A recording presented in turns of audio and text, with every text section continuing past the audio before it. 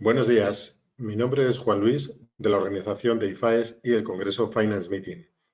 Quiero daros la bienvenida a este encuentro virtual organizado junto con BOAR. Comentaros un par de cosas respecto al funcionamiento del mismo. Al finalizar el debate o incluso dentro de la propia sesión, responderemos a todas aquellas dudas que les puedan ir surgiendo. Para ello, pueden plantearnos cualquier cuestión a través de la sección Preguntas del panel de control que tienen a la derecha de sus pantallas. Por otro lado, cuando abandonen la sesión, les aparecerá en pantalla un pequeño cuestionario que agradeceríamos que completaran.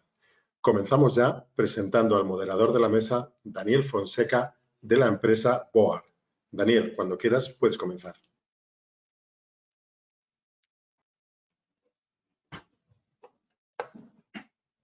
Gracias, Juan Luis. Gracias a IFAES por organizar esta seguro interesantísima mesa de debate. Presentarme brevemente, mi nombre es Daniel Fonseca y pertenezco a BOAR, BOAR Ibérica, filial de BOAR International. En BOAR somos fabricantes de software y lo que creamos es una plataforma para crear soluciones corporativas. ¿Soluciones corporativas para qué? Pues para la toma de decisiones. BOAR es la herramienta que conecta toda la gestión de la empresa y que soluciona pues, casuísticas como las que vamos a tratar hoy, como es la planificación financiera, pero no solamente planificación financiera, sino cualquier ámbito de gestión dentro de las empresas, recursos humanos, operaciones, ventas, y tratando también otros temas como puede ser consolidación financiera y reporting análisis, que es otro de los temas que trataremos hoy. No me enrollaré más y dejadme que presente y dé paso a los protagonistas de hoy, que son nuestros invitados. Comenzamos con Cristina García, que es directora financiera para España y Portugal de la farmacéutica Bristol Myers Squibb. Hola, Cristina. ¿Qué tal? Buenos días. Buenos días, Cristina. Bienvenida. Bienvenida y gracias. Alejandro Roca, Corporate CFO de Sercotel. Buenos días, bienvenido. Hola, buenos días, Daniel. Muchísimas gracias por la invitación. Un placer. Juan Carlos Triviño, CFO de Vichy Catalán. Buenos días, bienvenido. Hola, buenos días a todos. Muchas gracias por la invitación, Finance Meeting. Encantado de saludarte, Daniel, y preparado para este meeting. Un placer contar contigo. Y finalmente, hoy contamos con Íñigo Duque, que es CFO de Swan Pharma. Íñigo, buenos días, bienvenido. Hola, Daniel, buenos días y buenos días al resto, Cristina, Alejandro, Juan Carlos y al resto de participantes. Gracias. Agradeceros vuestra presencia hoy. Para mí es un lujazo contar con vosotros. Pues yo creo que sin más, si os parece, vamos a empezar con el tema de hoy. Y bueno, la primera cuestión que hay que poner sobre la mesa y que da título a la mesa redonda de hoy es contarnos un poco cuáles son los retos actuales en vuestros equipos en términos de planificación financiera y analítica de datos. ¿Cómo lo estáis gestionando? Si os parece, y siendo súper innovador, empezaré por orden alfabético. Alejandro, cuéntanos un poco a qué retos os estáis enfrentando actualmente en Sercotel. Bueno, nosotros somos una compañía hotelera, ¿no? Por lo tanto, si hemos aprendido, hemos evolucionado en términos de planificación, yo creo que ha sido en el último año, ¿no? Creo que ha muerto, y yo creo que ese es el aprendizaje de esta situación, el proceso de planificación estándar, ¿no? Todos hacíamos plan estratégico, planificación financiera, 5 años, pues hacíamos un budget para el año siguiente e incluso hacíamos forecast o rolling forecast, ¿no?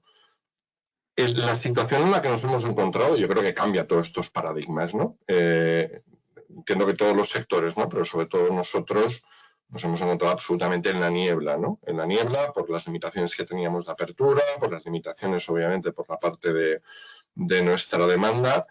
Entonces, yo creo que hemos aprendido de manera súbita a planificar primero a planificar escenarios, algo que siempre hacíamos, ¿no? Pero hacíamos, yo creo que desde un punto más teórico, de planificar cualquier tipo de escenarios y a darle flexibilidad a las compañías, que yo creo que es lo crítico, ¿no?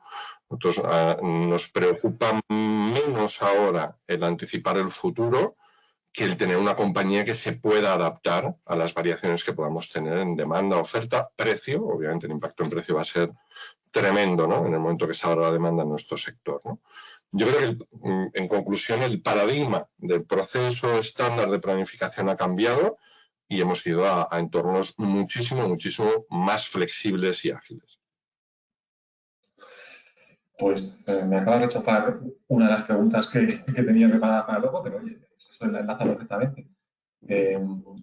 Luego hablaremos de este proceso de transformación que ha ya enunciado Alejandro. Cristina, cuéntanos un poco esos retos en Bristol Myers Squibb. Pues yo, estando de acuerdo con Alejandro, creo que el proceso de planificación financiera tradicional se ha roto o ha cambiado. Nosotros en concreto, pues Bristol Myers es una empresa farmacéutica que, claro, esta última época, pues podéis pensar que somos uno de los sectores a lo mejor económicamente menos perjudicados, pero no por ello no ha dejado de cambiarnos el entorno muchísimo. Nosotros además nos encontramos inmersos en un proceso de integración de dos grandes compañías, Celgene y Bristol Myers. Bristol Myers compró Celgene y nuestra problemática ahora mismo, pues aparte de todo lo que ha contado Alejandro, de cómo aportar flexibilidad a la compañía, además se demanda cada vez más dentro de los perfiles de la planificación financiera que estemos mucho más involucrados en el negocio. Cuando hablamos de una empresa con un perfil muy específico, como es una farmacéutica, pues se demanda que estos perfiles también no sean solo puramente financieros, sino que también estén mucho más metidos en el negocio y, por tanto, que sepan de cosas que a lo mejor un departamento financiero le podría pillar un poco más lejos, como es pues la medicina o la farmacia o los distintos, cómo se abordan distintas enfermedades. Por nuestra propia peculiaridad de inmersos en la fusión ahora mismo, además, pues nos encontramos inmersos en un reto importante en cuanto a identificación de sinergias de las dos compañías, no solo en los sistemas de información, pero sí en cuanto a los procesos integrales de toda la compañía. Y ahí, pues, el Departamento de Planificación Financiera tiene mucho que aportar. En el fondo, tenemos la suerte de estar en el centro.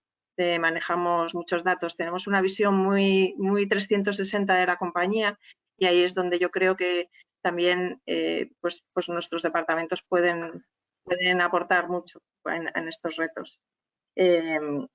También en cuanto a estas identificación de sinergias, pues por supuesto la validación, el seguimiento, todo lo que es un análisis de rentabilidad. Y con una peculiaridad, como había dicho Alejandro, y es que el sistema tradicional de ciclos cerrados, de forecasting, de budget, de tal, se han roto. Y ahora mismo ya en paralelo se hacen distintas simulaciones y escenarios a la vez que se trabaja en cómo, en qué vamos a vender este mes y cuáles van a ser los resultados. Muy bien, gracias, Cristina. Juan Carlos, coméntanos, ¿a qué os enfrentáis en Vichy Catalán? Hombre, la verdad es que Vichy Catalán, primero de todo, estoy totalmente de acuerdo con la intervención de Alejandro y Cristina. Además, nosotros en Vichy Catalán tenemos un pequeño balneario, o sea que empatizamos con Sergio Hotel, vamos, al 100%. La verdad es que en situación de pandemia es súper complicado gestionar un hotel, porque está todo, bueno, tienes que hacer el ERTE de fuerza mayor, en el cual casi todo el mundo tiene que estar en ERTE, pero no todo el mundo, porque hay tareas de mantenimiento, etcétera, que tienen que seguir ahí. Entonces, bueno, la situación para el sector hotelero es muy complicada. También ha comentado Alejandro el tema de precios. Sí, el tema de precios es una gran incógnita. ¿Cómo saldremos de esta? ¿Habrá una euforia? ¿En esta euforia se podrán subir los precios o no? ¿Cuántos hoteles quedarán? ¿Cuántos no? Bueno, el hotel turístico entendemos que sí que seguirá, pero el hotel urbano, que iban a hacer negocios, pues ahora se implantará la videoconferencia, existirá luego, hay un montón de incógnitas que afectan directamente a la planificación financiera.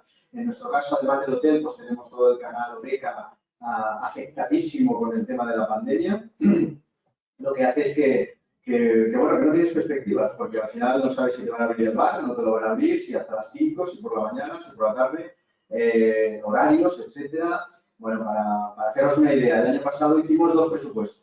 Uno pre-COVID, en el cual íbamos bien hasta febrero, y en marzo pasó lo que pasó y tuvimos que volver a reinventarnos. Pasó aquello que se llama en economía un cisne negro, algo que no se podía prever. Y este año nos ha pasado lo mismo, porque hicimos el presupuesto a final de año, a final del 2020, de cara al 21, y ya lo estamos cumpliendo, pero además con diferencia, porque tampoco preveíamos esta situación.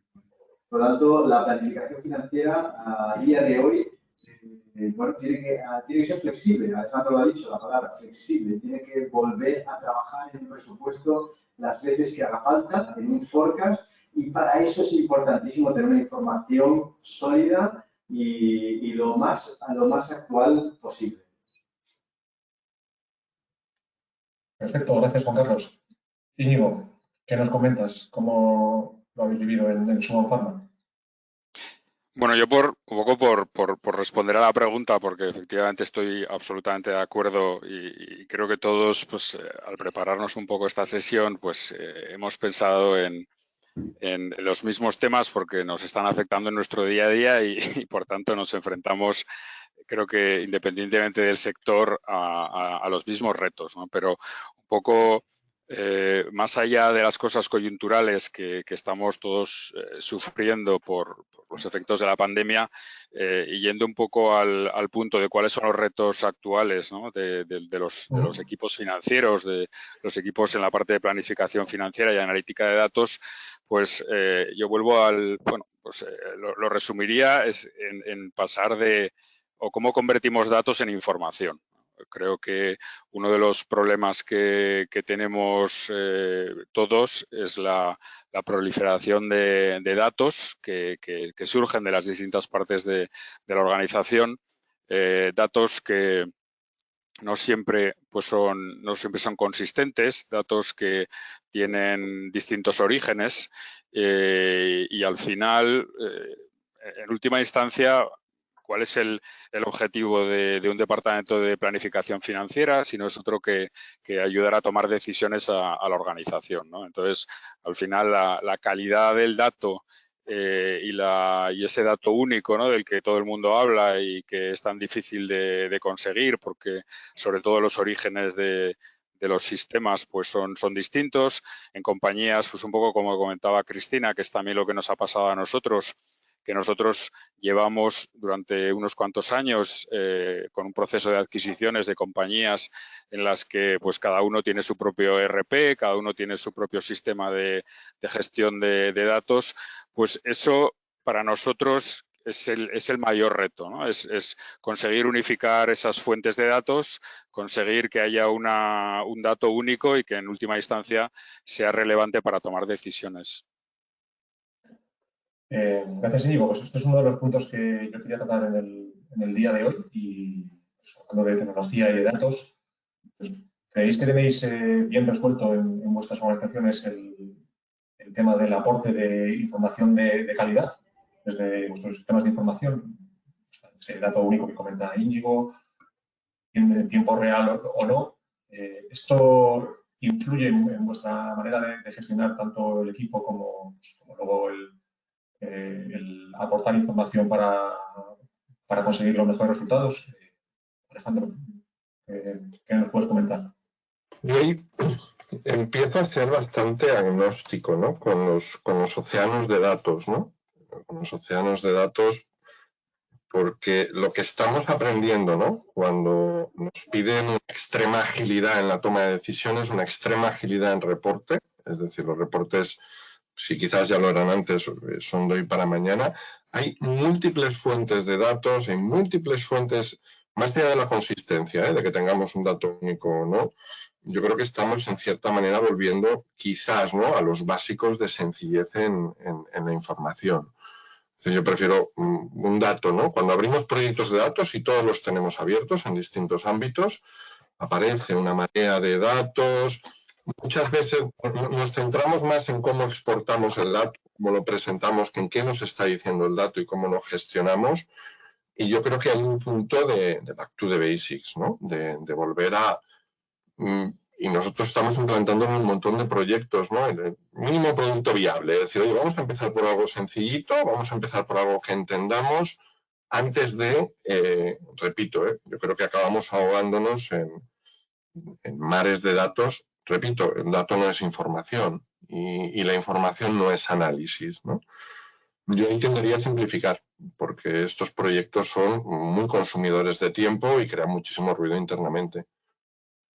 ¿Crees que hemos pasado entonces de unos años de decir no tengo información a que tengo demasiada y no sé qué hacer con ella?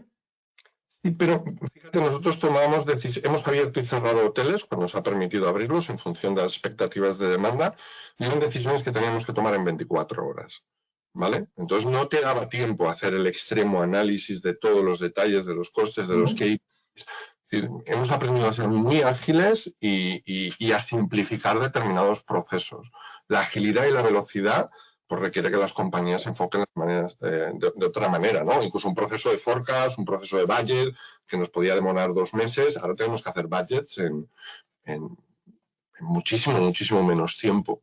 Ya vendrán días, ¿no? Con escenarios más estables o no, pero yo remarcaría eso, simplicidad, vamos a por el dato que realmente importa y vamos a entender las dinámicas de la compañía en términos de la P&L, ¿no? Perfecto, entendido. Cristina, antes has comentado este proceso de integración de compañías y sinergias, pero también entiendo que hay sinergias y hay problemáticas a la hora de integrar pues, diferentes sistemas de información, que entiendo que todavía estáis en un proceso pues, de integración y de búsqueda de un sistema de información único. ¿Esto cómo lo habéis gestionado en estos años?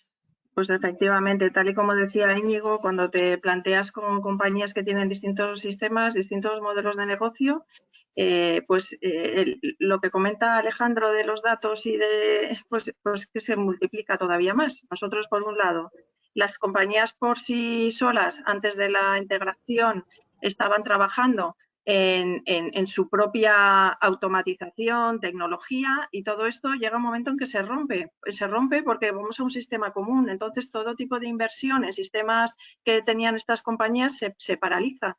Lo cual no es que hayamos vuelto a los basics, es que hemos vuelto a cosas muy manuales, y es cuando te das cuenta de lo que se echa de menos la tecnología. Yo distinguiría entre datos y tecnología. Creo que es muy buena noticia tener datos, pero lo verdaderamente importante es qué preguntar a los datos, cuáles son aquellas variables que son las verdaderamente decisivas y no perdernos en este mar de datos. Y por otro lado, la tecnología que es la que nos facilita, ¿no? El poder, al final nosotros como departamento financiero lo que queremos efectivamente es ayudar a la toma de decisiones. Entonces, no vale de nada pasarnos siglos intentando producir un informe. El tema es que el informe salga lo más ágil posible y que a partir de ahí sí que podamos ayudar al negocio a hacer un plan de acción, a tomar decisiones y en el fondo aportar valor. Yo creo que esto del dato, el dato único es importantísimo, y otro problema vinculado con esto es que los sistemas en algunas compañías, por ejemplo en la mía, no se hablan. Cuando los sistemas no se hablan entre sí, ya la integración de todos los datos que vienen de distintos sitios se hace mucho más complicado. Entiendo que ahí sois vosotros los encargados de hacer que se hablen.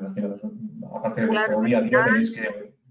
Y tienes mucha visibilidad de todos los datos que producen y que hay en la compañía. Entonces, también está ahí esa labor de filtro, de intentar no perdernos en el mare magnum de datos que surgen por toda la compañía e intentar poner un poco de orden. Porque si no, te enfrentas a reuniones donde de repente aparecen datos, primero que no has visto, segundo que no has validado. Entonces, nosotros lo que intentamos es poner un poco un governance, una validación de todos los datos al que tenemos un poco acceso entre todos. Esto unido a esta corriente que intentamos desde los departamentos de finanzas de producir, ¿no? Del self-service, que queremos que las unidades de negocio sean autónomas en la búsqueda, en la descarga de informes, en el análisis, y que también esto lo que también tiene que ir un poco de la mano. El self-service está fenomenal, luego no todo el mundo le gusta entrar e indagar, le gusta más que las cosas se las den un poco más trabajadas. Bueno, aquí hay corrientes distintas que también me encantaría oír cómo gestionáis esto en vuestras empresas, la verdad. Bueno, yo creo que eso es un buen punto, Cristina, y yo creo que la evolución es evidente. Yo creo que las famosas hojas de Excel que han sido nuestro compañero más fiel desde nuestros orígenes en los departamentos financieros, pues ya ha llegado a un punto que se ha demostrado, bueno, o se han mostrado que sí, que son muy ágiles para ciertas cosas, pero ya para la gestión de los volúmenes de datos que estamos manejando, pues son inviables, ¿no? Pero incluso la manera en la que muchas veces cargamos la información, porque nosotros hemos visto ejemplos, ¿no?, ya concretos de, bueno, empezamos a utilizar sistemas de Business Intelligence y ya me da igual que sean Plateau, Power BI, que sea Qlik, ya eso es lo de menos, ¿no? Pero cuando ya no solamente que uses la herramienta, o sea, muchas veces la herramienta se está alimentando de hojas de Excel. Entonces, cuando analizas ese proceso, y nosotros hicimos uno hace un tiempo, y llegamos a la conclusión que teníamos aproximadamente unas 3.000 hojas de cálculo alimentando la base de datos. Entonces, claro, dices, vamos a ver, esto es completamente absurdo, ¿no? Entonces, ahí es cuando empiezas a intentar ir a sistemas de data warehouse, data lakes, que unifiques la manera en la que tratas de que esa información llegue al sistema, porque si no, cuando haces un análisis de carga de trabajo, de tareas, de lo que hacen las personas y empiezas a cuantificar el tiempo que simplemente utilizan moviendo hojas de Excel, trabajándolas de un lado a otro, es tremendo. O sea, yo creo que muchas veces tenemos los sistemas, pero no tenemos los procesos para que esos sistemas funcionen bien y ni siquiera tenemos a la gente preparada para que sea capaz. O sea, a la gente le cuesta mucho salir de su zona de confort. Habiendo trabajado un montón de años con Excel, les cuesta. Obviamente, ahí ya tienes que tener un tema de gestión del cambio. Y ese creo que es un tema que me imagino que todos vosotros pues estáis sufriendo, ¿no? Totalmente de acuerdo, Íñigo. La verdad es que yo creo que para dar un poco de luz, al menos en nuestra experiencia, hay dos claves, ¿no?, para buscar el dato único. La primera es un solo ERP.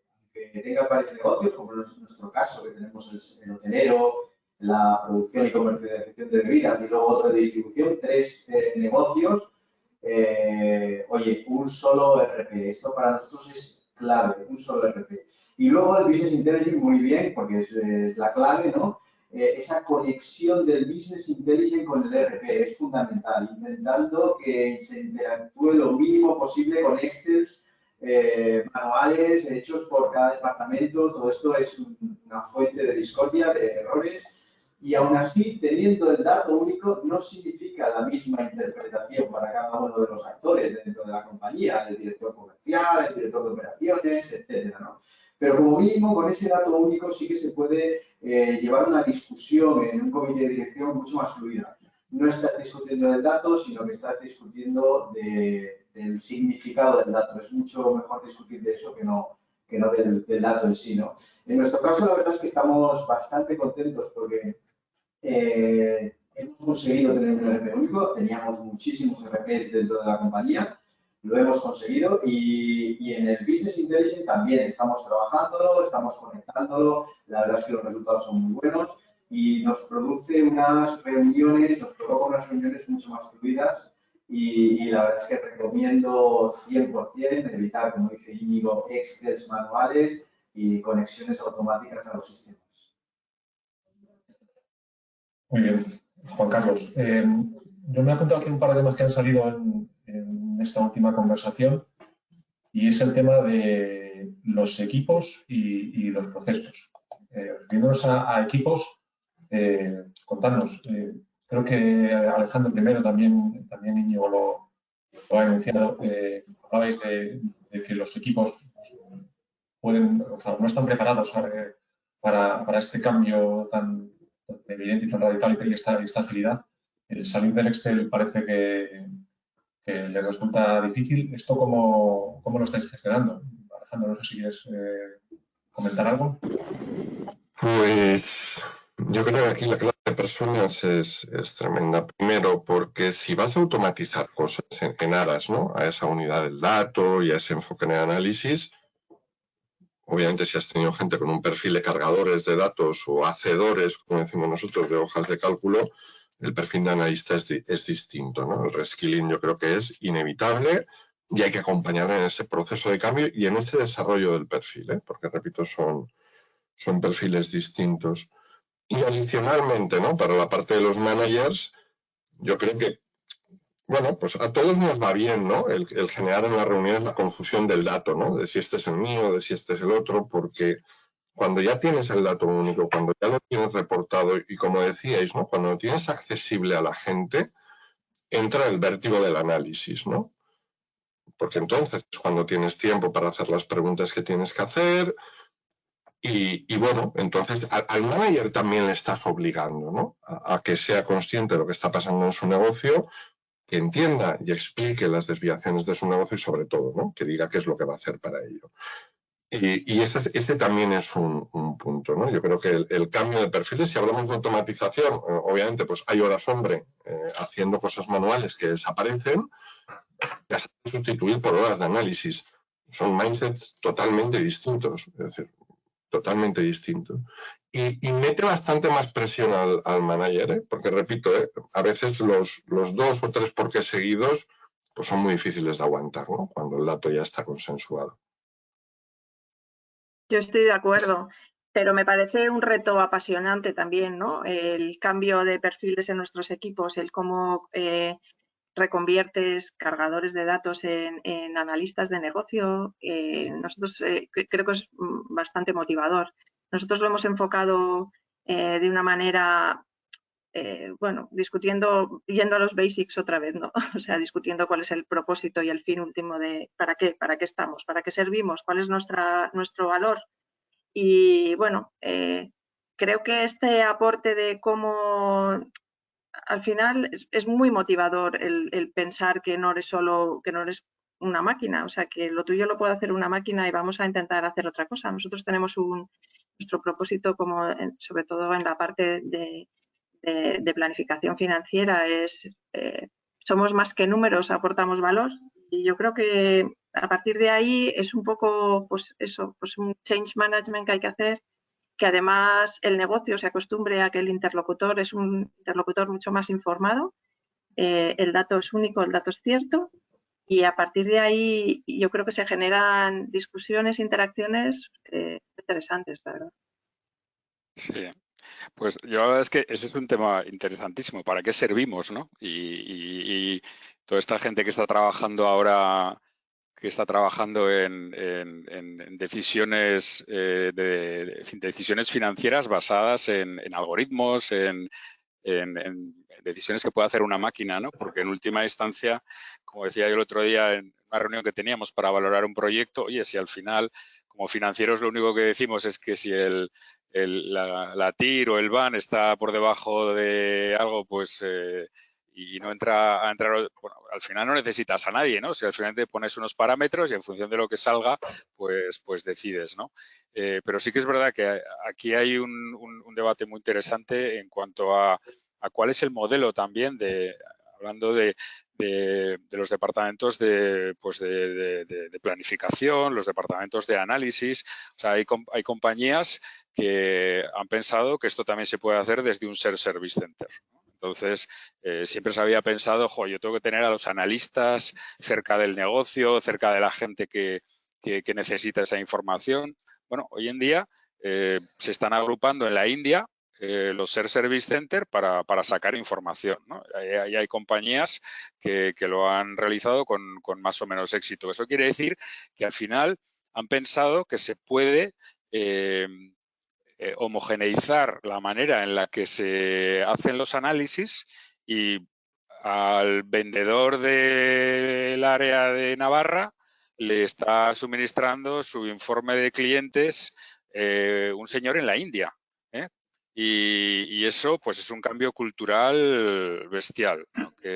Que evidentemente solo se puede hacer si hay unos sistemas muy robustos, si hay una gestión de los datos tremendamente potente y obviamente con una unificación de todo el flujo de datos, ¿no?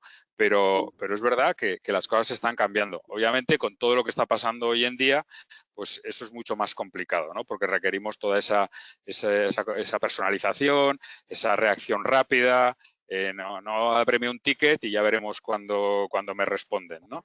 Entonces, ahí creo que cada compañía pues lo ha resuelto y claro, montar un Service Center no es algo que puedas deshacer de la noche a la mañana, ¿no? Y ahí sí que tengo mucho interés en, no sé si vuestras experiencias de compañías que han hecho ese tipo de centralizaciones de toda la parte de FP&A, ¿cómo están hoy en día trabajando en un entorno como este? Sí, la verdad que es interesantísimo y yo por aportar algo de diferente, en nuestro caso, todo el tema de planificación, yo siempre con mis equipos de planificación, que siempre son algo diferentes a los de contabilidad y de facturación, sí, tienen un perfil diferente. Les hablo en el entorno del marketing de las finanzas. ¿Qué significa esto? Que no solo basta con tener el dato único, sino que hay que interpretarlo bien y luego además mostrarlo bien al resto de unidades de una forma marketingiana, o sea, oye, vendiéndolo, simplificándolo, diciendo explicándolo de una forma plana, porque si no, te puedes ver involucrado en una serie de complejos análisis que al final no te acaban dando la información que tú quieres o acabas extrayendo unas conclusiones que no son las adecuadas. Entonces, yo siempre hablo con mis equipos de planificación del marketing de las finanzas, del marketing de la planificación. No solo hay que entenderlo, no solo hay que tener el dato único, sino que hay que saber explicarlo de una forma fluida, agradable al resto de la organización. Pues yo creo que esto es un punto muy importante que tenemos que abordar y tenemos que creerlo. Tenemos que dejar de ser los hombres grises o los equipos grises de las organizaciones y buscar un poco más de alegría en nuestros reports y en nuestras informaciones. Pues yo estoy completamente de acuerdo. Fíjate que nosotros el año pasado para el equipo hicimos una formación de storytelling, un poco con esa filosofía, ¿sabes? El intentar que estos equipos pues también son comunicadores y que comunicaran de una forma como contando una historia el dato. Primero porque se queda mucho mejor, porque se entiende mejor y porque hay veces que a los departamentos de finanzas el resto de la organización nos acusan de utilizar un lenguaje muy técnico. Y yo creo que el ponerte también en el lugar del otro y el contarles una historia, pues también ayuda un poco a acercarnos más, a acercar el dato, a acercar la información y a ayudar a la interpretación también. Nosotros hacemos también muchas reuniones conjuntas de interpretación de datos donde los datos se interpretan conjuntamente con el negocio y a partir de ahí sale un plan de acción que es compartido entre todos, validado y seguido. Ahí el Departamento de Planificación también ayuda en ese seguimiento de el plan de acción que se ha puesto en marcha. Pero es una manera también de involucrarse todos en lo mismo.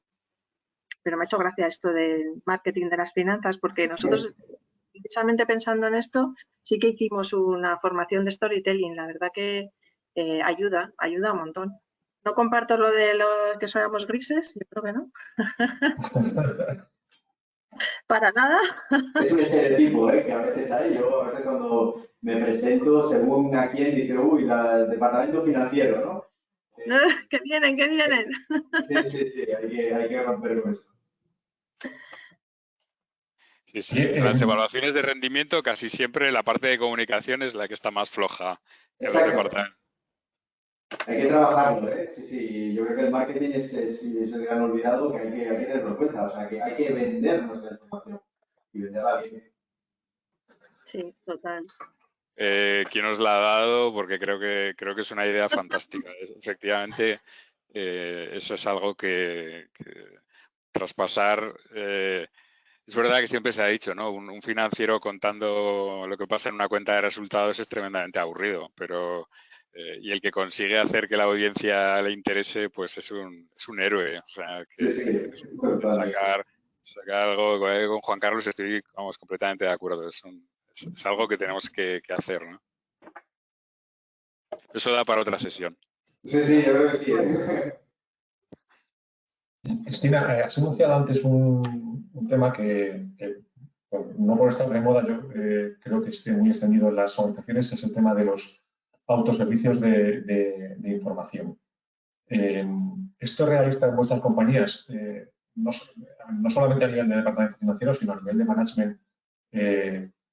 ¿Son capaces los decisores en vuestras organizaciones de autoproveerse de informes y que os descargue de trabajo o es un nice to have que todavía no? Me encantaría oír al resto. Yo te cuento mi experiencia. Siempre, muchas veces, vamos, primero por propio interés nuestro, intentamos proveer a los equipos de capacidad para hacer sus propios informes, para analizarlos, incluso les damos las herramientas, les damos formación.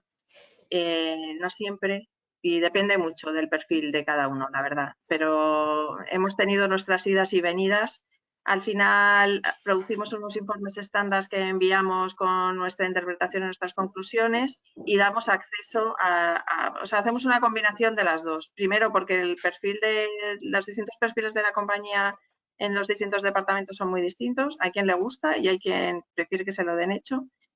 Así es que me encantaría oíros, porque este tema lo hemos hablado nosotros un montón y hemos hecho tantas idas y venidas con esto que al final no sé cómo tratáis esto del self-service, cómo lo aceptan en vuestra organización y si os siguen aún así, os siguen demandando. Claro, lo fácil es ir al departamento, iba a decir ir al departamento, ahora es darle al botoncito del chat del Zoom, del Teams o lo que sea, o directamente llamar y pedir el dato. Dime, no sé porque es más fácil, yo lo entiendo.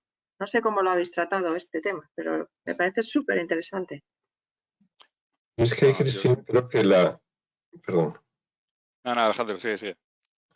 No, que la base es que el dato no es nuestro.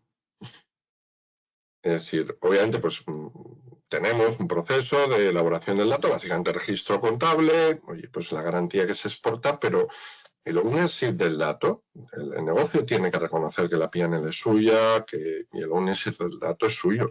Y nosotros hacer esa labor, ¿no?, de acompañamiento a la hora de ayudarles a analizar, de ayudarles a detectar y obviamente, ¿no?, a nuestra dirección general, pues darle el confort de que el dato es ese, ¿no? Y de que si hay algún sesgo en términos de interpretación, primero, oye, si el análisis es conjunto, perfecto, por lo menos darles tranquilidad, pero tienen que hacerse dueños del dato y no hay mejor manera que tener disposición, ¿no? Y sobre todo por velocidad, ¿no? Entre que lo generas, que lo envías, que no sé cuántos, que espera, que me ha llegado, que lo veo, aquí que has puesto, dato disponible, accesible a cada uno de los managers y yo creo que hay que dar responsabilidad a cada uno de los responsables de negocio del departamento. Y no van a preguntaros sobre el dato. Sí, por supuesto, pero son dos procesos distintos. Es decir, si no tuvieran que preguntarnos, pues no deberíamos de existir en términos de análisis. Yo creo que lo que aportamos a la dirección es la confianza en un análisis objetivo. Uno, en un perfil. El análisis sí, pero te preguntan el dato, te van a preguntar el dato para asegurarse que lo están mirando bien. Bueno, pues igual que tenemos una parte de educación con nuestros equipos, probablemente hará falta en este proceso de transición una parte de educación con los managers. Hay gente, como decís, hay gente que se siente mucho más cómoda con el dato y hay gente que se siente menos cómoda, ¿no? Con la que se siente menos cómoda, pues has de acompañarles más. Pero gestión y dato han de ir parejas, ¿no? Yo es que soy bastante creyente en la especialización. Entonces, al final, he estado en compañías donde se creía mucho que no, al final todos y cada una de las personas de la organización tienen que ser autónomos a la hora de sacarse su información. Bueno, la experiencia me ha enseñado que por mucho que nos empeñemos, va a haber mucha gente que al final no lo hace y lo que no nos podemos permitir, especialmente si son los equipos de negocio, que por no tener la información, por no saber, por no puedan hacer su trabajo en condiciones o que sea ineficiente porque al final se buscan la vida, le dan la vuelta al proceso y incluso se llegan a crear headcounts camuflados como otra cosa, que en definitiva son gente que está sacando datos, y eso lo he visto ya en multitud de organizaciones. Entonces, o sea, seamos honestos con la capacidad y la realidad de esa gestión de la información. Démosle esa responsabilidad a la gente que está mejor preparada para obtenerla, y que cada uno se dedique a lo suyo, y que la gente de negocio se dedique a generar negocio, a gestionar al cliente, a vender y vender rentablemente, y a reaccionar al mercado, y siempre con la mejor información que se la prepara las personas que tienen que estar lidiando en el día a día con los sistemas, con los datos, con los procesos, con las máquinas, y no les carguemos con esa responsabilidad a las personas. Eso pasa mucho con los CRMs. Pues sí, todos queremos que haya un CRM, y yo estoy absolutamente convencido que, y aquí en Swan Pharma es una de nuestras herramientas del día a día, el CRM, pero tenemos que tener gente especializada para ayudar a que nuestra gente de negocio se dedique a lo que tiene que hacer, que es el negocio. Sí, sí, totalmente. Alejandro ha dicho ahí una cosa que me ha parecido clave: el dato no es nuestro. O sea, el dato no es nuestro, es un dato público. Nosotros tenemos que garantizar esa conexión del dato a los sistemas de Business Intelligence. Y oye, Íñigo, 100% de acuerdo también. Y estos Business Intelligence tienen que servir para cualquier persona de la organización que tenga acceso, para que pueda analizar, navegar, profundizar y bueno, y extraer sus propias conclusiones. Y ahí, Cristina, pues efectivamente siempre te vas a encontrar con dudas del usuario, ¿no? Que te va a cuestionar el dato, ¿no? Pero bueno, tenemos que partir de la base de que si el proceso de alimentación del dato es correcto, oye, pues no va a haber ningún problema. Vas a poder demostrarle a ese usuario inquieto, ¿no? Ese usuario con dudas, pues vas a poder demostrar que ese dato es fiable y que le va a servir, si tiene un buen criterio, le va a servir para tomar decisiones y para entender qué está pasando, ¿no? Entonces, oye, yo creo que hemos hecho ahí un repaso brutal a todo el tema este de la conexión de datos, de los Business Intelligence y de cómo tienen que estar implantados en las organizaciones para que la gente lo analice de forma libre y extraiga sus propias conclusiones. Sí, yo aquí me he apuntado y no quiero poneros en un aprieto, pero ha hecho Cristina antes un comentario y Alejandro también un gesto tras el comentario. El llegar a una reunión y cruzar datos que no coinciden, eso a día de hoy sigue pasando. Es extremadamente defensivo e interesante a veces, ¿no? Pero sí, pasa. Somos humanos, ¿no? Claro, los financieros menos, los de negocio más, pero somos humanos, sí.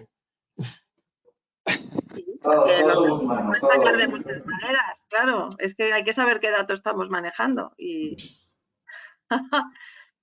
Bueno, aquí estamos los proveedores de software siempre para ayudaros en ese proceso. Si el dato lo torturas, acaba cantando, ¿eh? No te preocupes. Puedes dar la vuelta, lo puedes pintar, maquillar, pero el dato bien torturado, que es una parte de... Yo lo digo así, ¿no? Esta parte de análisis es torturar el dato, ¿no? A base de preguntas, ¿no? Dato bien torturado acaba confesando, ¿eh? No. Sí, te acabará diciendo lo que tú quieres. Efectivamente. La teoría es que diga lo que hay, ¿eh? No lo que queremos. Ahí me dejas, Daniel, un punto, ¿no? Que me venía a la mente. Por cambios de perfiles, ¿no? Obviamente, pues hemos insistido en los departamentos financieros en el foco en caja, ¿no? Una de las cosas que hemos gestionado todos ha sido absolutamente la liquidez, ¿vale? Oye, pues aguantar, renegociar con proveedores y claro, pues por la contraparte del balance, pues los clientes te están haciendo lo mismo, ¿no? Yo creo que ahí, y también hemos incorporado al negocio, ¿no? Esa responsabilidad en la gestión de liquidez, en el proceso de cobro, proceso de pago y puntualmente, ¿no? En gestión de riesgos, sobre todo de continuidad de cadena de suministro. Desafortunadamente, pues buena parte de nuestros proveedores pues han tenido problemas, ¿no? Y nos ha tocado, ¿no? Ser muy ágiles en la búsqueda de alternativas a esos proveedores y obviamente, pues en términos de risk management de la parte de clientes, pues también ha tocado tomar decisiones, ¿no? asumiendo que nosotros tenemos una visión de continuidad a largo plazo, ¿no? De clientes y proveedores, pero las circunstancias han sido las que han sido, ¿no? Y ahí ha cambiado bastante el perfil. Se ha hablado muchísimo de caja en este último año y se va a seguir hablando muchísimo de caja en adelante. Nosotros siempre decimos que el EBITDA no paga las nóminas, ¿no? Un poco para enfocarnos, ¿no? En esta parte del cobro y el pago, ¿no? Es decir, la liquidez es la que al final paga las nóminas. Sí. Podemos entonces concluir. Creo que ha sido la obsesión de todos nosotros este último año. Y yo creo que, como comentaba Alejandro, esto ha sido una gestión de todo el ecosistema. O sea, no era la gestión habitual de, oye, si voy a cobrar las facturas que tengo de mis clientes, sino asegurar que la salud de mis proveedores también, porque el suministro, nosotros que trabajamos obviamente muchísimo con China, con India, donde obviamente ha habido un problema en la industria farmacéutica y se ha visto durante toda la pandemia, pues el suministro, la garantía del suministro ha sido tremendamente importante, ¿no? Cada uno, pues obviamente en nuestros sectores lo hemos vivido de una manera, pero ahí ha habido varios factores. Uno ha sido el suministro, otro ha sido, pues eso, la subsistencia de esas empresas. Los precios obviamente se han vuelto locos porque los precios ante una situación de oferta y demanda tan descompensada pues han tendido en algunos casos. Yo creo que las mascarillas probablemente haya sido una de las cosas que ha llegado al público, pero cantidad de principios activos y medicamentos pues han seguido el mismo camino, pero de repente también pues las cadenas de suministro has tenido que pasar de marítimo a aéreo, con lo cual tus gastos han aumentado, tus gastos logísticos de una manera exagerada y volvemos al tema que comentabais, ¿no? Análisis de escenarios, planes de contingencia.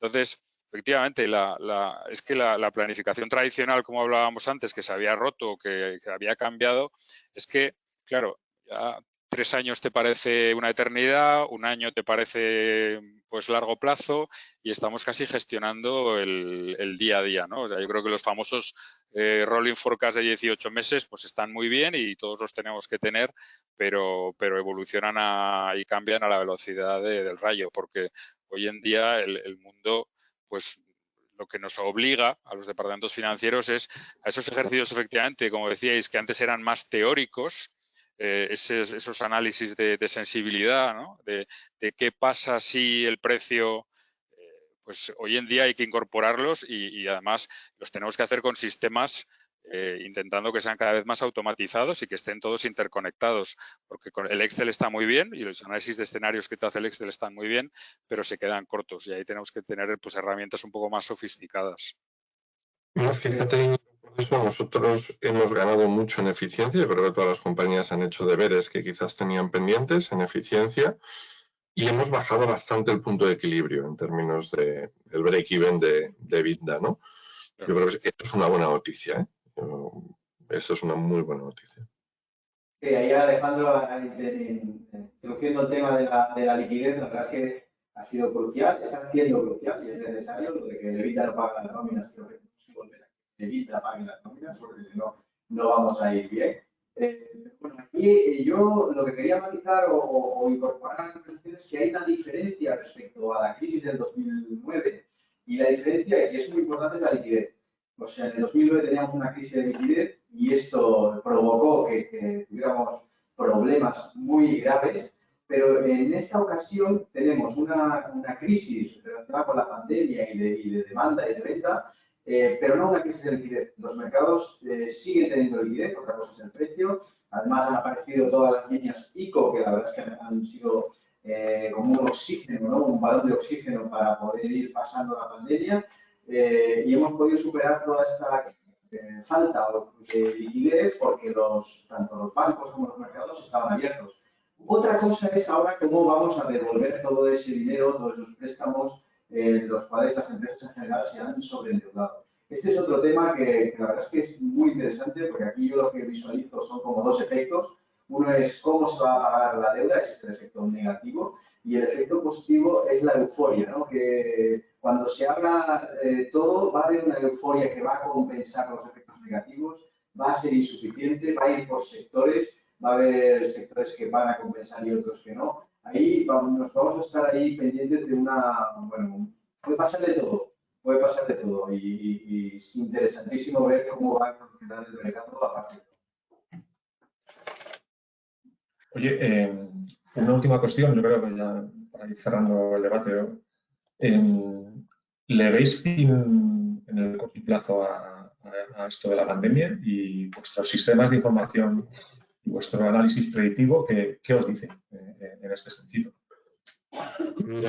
Nosotros, pues más allá, hemos intentado, ¿no?, en estos ejercicios de previsiones, porque obviamente pues te dimensionas en deuda, de carencias, pues bueno, la liquidez no es infinita, ¿no? Nosotros, por la información que tenemos, ¿no?, y información de fuentes solventes, ¿no?, yo creo que tenemos una intoxicación de información brutal, ¿no? Es que, y los espejos en los que nos miramos y en términos de nuestro sector, son los países que tienen la vacunación más avanzada, que la vacunación va a ir al ritmo que va a ir, que son tanto Israel como Estados Unidos y UK, y todos los indicadores que nosotros tenemos de vuelos en Estados Unidos, de vuelos en Israel, de reservas en UK para destinos incluso de España, son muy esperanzadores. Tanto el suministro de vacunas como el ritmo de vacunación en España, que está cambiando radicalmente, pero más por la parte del suministro de vacunas, yo creo que va a permitir. Nosotros estamos trabajando con escenarios de inmunidad en junio, julio. Hay muchísimo ahorro en el ahorro privado, ¿no?, en las familias, y en este sentido, ¿no?, con el pequeño dolor de precio, ¿vale?, porque se tendrán que encontrar oferta y demanda, con el pequeño dolor de precio somos muy positivos, ¿no?, en términos de la visión nuestra. No más de 3 meses y una curva de recuperación yo creo que más rápida a largo plazo de la que podíamos estimar. Nuestros amigos de las farmacéuticas, la verdad. Qué bien oír de estas cosas, porque yo creo que hemos pasado distintas fases y a nosotros hace un año nos dicen que al cabo de un año íbamos a estar todavía así. Yo creo que no nos lo hubiéramos creído, yo por lo menos no.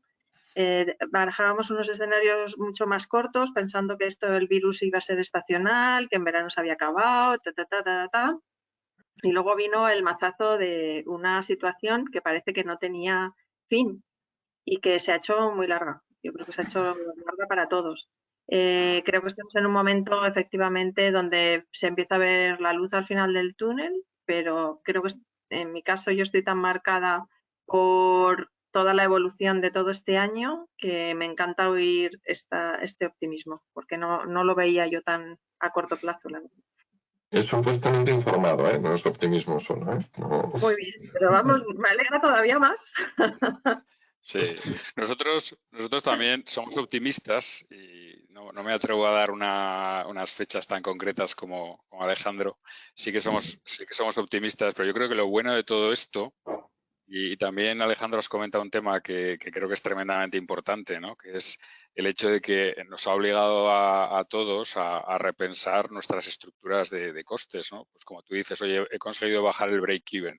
Bueno, a veces las crisis sirven para esto, ¿no? Porque hay una cosa que se llama el presupuesto base cero, que dicen que existe, aunque yo nunca lo he visto, pero debe existir. O sea, debe existir. Porque la gente lo comenta muchas veces, pero yo y he tenido hasta algún jefe que me lo ha pedido y nunca he encontrado una herramienta que... Ahí, Daniel, igual tenéis una oportunidad de negocio en crear herramientas de presupuesto base cero que funcionen. Yo creo que eso es, para mí, creo que una de las primeras cosas positivas que ha traído esta crisis a nivel empresarial. Y la segunda es que también ha hecho o nos ha obligado a todos a hacer una reflexión estratégica de, por un lado, sobre cómo sobrevivimos, pero segundo, si nuestro modelo de negocio es válido, ¿no? Yo creo que en todos y cada uno de los sectores el pensar si nuestro modelo de negocio, nuestra manera de trabajar era sostenible y ahí pues la gestión de de la información ha sido porque ahí hemos tenido que ver ventas por persona, producción por persona, absolutamente todas tus rutas logísticas. Y, oye, estoy teniendo el modelo de negocio que voy a poder tener dentro de 10 años. Yo creo que es una reflexión estratégica que nos ha ayudado a todos muchísimo. Totalmente, ¿eh? De hecho, yo creo que esta crisis nos ha servido para un análisis profundo de los costes fijos. Oye, y depurar. Nosotros estamos trabajando en escenarios en los cuales preveemos que en el 2023-24 llegaremos a situaciones pre-COVID. Pero bueno, esto no tenemos una bola, eso ya lo sabemos todos, pero bueno, no sé, en nuestro caso sí que estamos intentando prever esto, que entre el 23 y el 24, tanto también para el sector hotelero y todo, vamos a ser capaces de recuperar situaciones pre-COVID, a no ser que venga a otro cisne negro, pero en una situación normal estas son nuestras consideraciones, así respondiendo a la pregunta de Daniel. Muy bien, pues yo creo que si Daniel, dos puntos. Sí, dos puntos muy rápidos, ¿no? Por lo que hablábamos, ¿no? De ventas pre-COVID. Curiosamente, y le está pasando muchas cotizadas, nuestra estimación es alcanzar el EBITDA pre-COVID antes que las ventas pre-COVID, por ese ejercicio de eficiencia. Es decir, yo creo que es un dato tremendamente interesante. Nos ha permitido a todos pues desinvertir, y decía Íñigo, ¿no? Todos nos hemos replanteado líneas de negocio, países, y yo creo que hemos limpiado un poco el portfolio de actividades. Y sin embargo, nosotros lo estamos haciendo algo tan complejo como eficientar, gestionar y crecer, ¿no? Porque obviamente estamos viendo oportunidades en el mercado y estamos, yo creo, creciendo y captando hoteles y van saliendo en los medios de comunicación, ¿no? Yo creo que ha sido un muy buen año para la gestión de las compañías, independientemente de todo el dolor que ha habido, que lo ha habido, ¿no? Ha sido un muy buen año para la gestión de las compañías. Muy bien, pues gracias Alejandro y gracias a todos. La verdad es que ha sido un debate interesantísimo. Yo me quedo con eso, con que esta situación vivida le ha dado la vuelta no solo a nuestros departamentos, sino a la organización en general, pero oye, esperemos que las previsiones de Alejandro y su fuente de información se cumplan. Y... Ha sonado bastante oscuro, ¿eh? Lo de Alejandro y su fuente, pero bueno. Permíteme la broma. Y claro, nada, agradeceros, Cristina, Alejandro, Íñigo y Juan Carlos, vuestro tiempo. Y sin más, Juan Luis, si quieres cerrar la sesión de hoy. Por mi parte ha sido un placer y nada, a vuestra disposición para cualquier pregunta que queráis hacernos. Muy bien, muchas gracias Daniel, Cristina, Alejandro, Juan Carlos Íñigo, y enhorabuena a todos por la interesante charla. Estoy seguro que ha sido de gran interés para todos nuestros participantes. Damos, por tanto, por concluido el evento online y darles las gracias por participar en la sesión y dedicarnos parte de su tiempo. No olviden cumplimentar la breve encuesta al finalizar la sesión. Muchísimas gracias por vuestro tiempo y por compartir con nosotros vuestras experiencias. Muy bien, adiós. Gracias. Perfecto. Gracias a todos. Hasta luego.